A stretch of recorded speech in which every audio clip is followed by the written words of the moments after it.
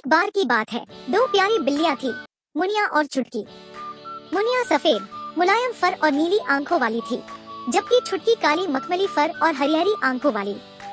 दोनों अपने मोहल्ले की शान थी और अक्सर एक दूसरे को देख म्याऊं म्याऊं करके इशारे करती थी। हालांकि दोनों ने कभी ठीक से बात नहीं की थी, बस म्याऊं म्याऊं कर एक दूसरे से मजाक ही करती थी। इस बार दिवाली करीब थी।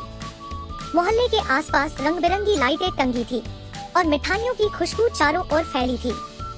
मुनिया ने सोचा, ये दिवाली का समय है, क्यों न छुटकी को दोस्त बनाया जाए, मैं उसे एक खास तोहफा दूंगी।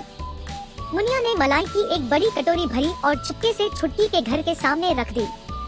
छुटकी जब बाहर आई तो मलाई की खुशबू में खो गई। उसकी आंखें चमक उठी और उसने मन भरकर मलाई खाई। छुटकी ने सोचा, वाह, ये किसने दी है।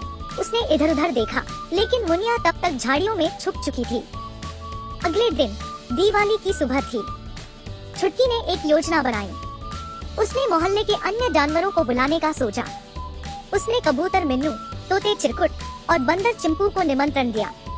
जब चिंपू को पता चला कि मुनिया और छुटकी मिलकर दिवाली मना रहे हैं, तो उसने अपने अंदाज में शरारती योजना बना डाली। उसने एक थैला पटाखों से भरा और मुनिया छुटकी को डराने का निश्चय किया। दिवाली की रात जैसे ही चिराग जलने लगे, चिंपू ने एक पटाखा जलाया और छुटकी के पास फेंका। छुटकी ने जोर की छलांग मारी और बोली, अरे ये कौन सी नई मुसीबत है। पास ही खड़े मिन्नू और चिरकुट डरकर उड़ गए और सब जानवरों की दौड़ मच गई। इतने में मुनिया आई और हंसते हुए बोली, अरे छुटकी, ये तो दिवाली की रौनक है, क्यों डर रही हो। छुटकी पहले थोड़ी गुस्से में थी, लेकिन फिर मुस्कुराते हुए बोली, तो ये तुमने भी शरारत की है।